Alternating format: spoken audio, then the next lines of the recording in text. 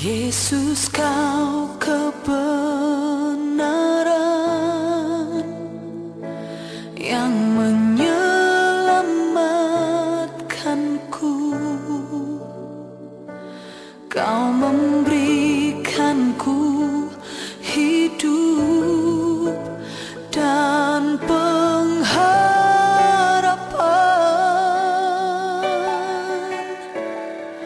Ku ikut kehendak-Mu,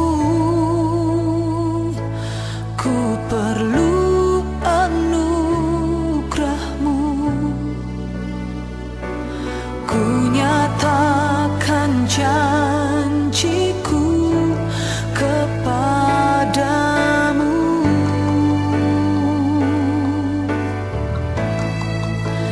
Kalau ku hidup bagimu, hatiku tetap menyembah-Mu. Dunia tak bisa menjauhkanku dari kasih-Mu. Selama ku hidup bagimu, mataku tetap memandang-Mu. Dunia tak bisa menjauhkanku dari kasih-Mu.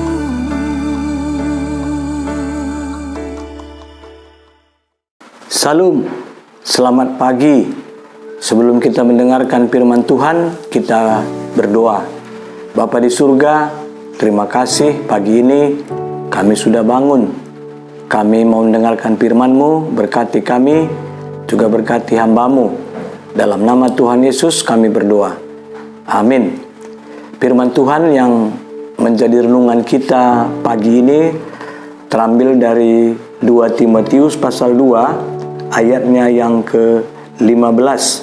Firman Tuhan demikian berkata kepada kita, usahakanlah supaya engkau layak di hadapan Allah sebagai seorang pekerja yang tidak usah malu, yang berterus terang memberitakan perkataan kebenaran itu. Saudaraku yang kekasih dalam nama Tuhan Yesus, semua orang yang sudah percaya kepada Yesus adalah suatu kewajiban yang tidak boleh kita tidak lakukan, memberitakan Injil ataupun memberitakan perbuatan Allah yang ajaib. Maka dari itu, setiap kita sebagai orang yang sudah percaya, kita tidak lagi boleh malu-malu untuk memberitakan perbuatan Allah itu di setiap kehidupan kita, baik lewat perkataan, lewat perbuatan. Kita harus menunjukkan sikap seorang yang percaya kepada Yesus bagi setiap orang, di mana saja dan kapan saja. Saudaraku yang kekasih, Rasul Paulus mengirim surat kepada Timotius. Kita tahu bahwa Timotius seorang yang muda, namun dipercayakan untuk menjadi pemimpin di tengah-tengah jemaat Efesus pada saat itu. Usia muda menjadi tantangan bagi orang-orang yang ada di jemaat yang dilayani oleh Timotius. Di antaranya ialah tidak sedikit muncul pengajar-pengajar yang sesat. Seringkali pengajar-pengajar yang sesat mengatakan, kenapa harus kita mendengarkan anak muda mengajar kita, sementara kita sudah tua? Nah, ini membuat Timotius menginformasikan kepada Paulus sebagai bapa rohaninya. Maka dari itu Paulus mengatakan tadi, usahakanlah supaya engkau layak di hadapan Allah. Saudaraku yang kekasih, Paulus tidak sedikit pun menyinggung karena kemudaan ataupun karena ketuaan. Namun Paulus menegaskan usahakan. Berarti setiap manusia yang sudah percaya kepada Yesus, dia harus selalu berusaha menunjukkan sikap hidupnya, walaupun dia ada di tengah-tengah manusia-manusia yang seringkali menjatuhkan wibawa seseorang penginjil ataupun pemberita Injil itu sendiri. Dia tidak akan ciut, dia tidak akan mundur, namun dia selalu menunjukkan bahwa panggilan itu bukan saja ditujukan kepada orang tua dan bukan saja juga ditujukan kepada orang muda. Semua kalangan yang percaya kepada Yesus adalah orang yang akan melakukan perbuatan-perbuatan yang ajaib itu di tengah-tengah kehidupannya. Saudaraku yang kekasih, dia katakan tadi sebagai seorang pekerja yang tidak usah malu. Saudara, seringkali kita diejek, seringkali juga kita dikatakan kurang kerjaan. Sudah pergi ke gereja, bayar lagi karena harus memberikan persembahan. Dan juga ini itu tanggung jawab yang begitu banyak. Seringkali itu diungkapkan oleh orang-orang yang tidak percaya kepada Yesus. Bahkan seringkali juga kita dipermalukan di hadapan orang lain. Seperti Timotius yang dipermalukan oleh pengajar-pengajar sesat. Namun Paulus katakan, jangan pernah kita merasa malu. Karena apa? Karena semua yang kita lakukan itu adalah kehendak Dia yang memilih kita. Artinya saudara, yang kita perkatakan, yang kita lakukan, yang kita tunjukkan itu adalah semuanya kehendak daripada Dia yang memilih kita.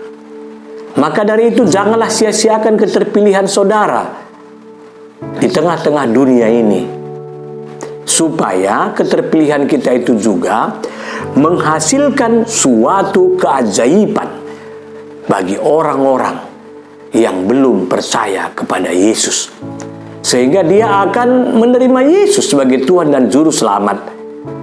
Lalu Paulus katakan, saudara, kamu harus berterus terang memperkatakan karena Injil itu. Saudara, seringkali kita seperti ini. Jikalau makan di restoran, karena banyak di sana orang-orang yang bukan percaya kepada Yesus, kita tidak melaksanakan doa sebelum makan. Artinya, hanya kita berdoa di tempat-tempat di mana di sana semua orang-orang yang percaya kepada Yesus. Kalau di sana bukan orang yang percaya kepada Yesus, sering kita mengatakan, tidak usahlah berdoa. Saudara, ini adalah merupakan suatu perbuatan yang tidak baik. Jangan kamu merasa malu, tetapi perkatakanlah semua perbuatan-perbuatan Allah itu kepada setiap orang. Karena apa, saudara?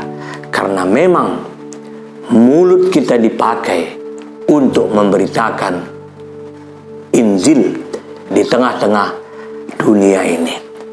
Maka dari itu pagi ini kita diingatkan oleh Rasul Paulus, seperti dia mengingatkan kepada Timotius. Yang pertama, saudara, usahakanlah supaya kita ini layak di hadapan Allah. Yang kedua, saudara, usahakanlah setiap saudara berkata-kata, perkataan itu tujuannya ialah membangun orang lain, menuntun orang lain, mengarahkan orang lain untuk menuju kebaikan. Yang ketiga, kita tidak usah malu memperkatakan perbuatan-perbuatan Allah yang ajaib.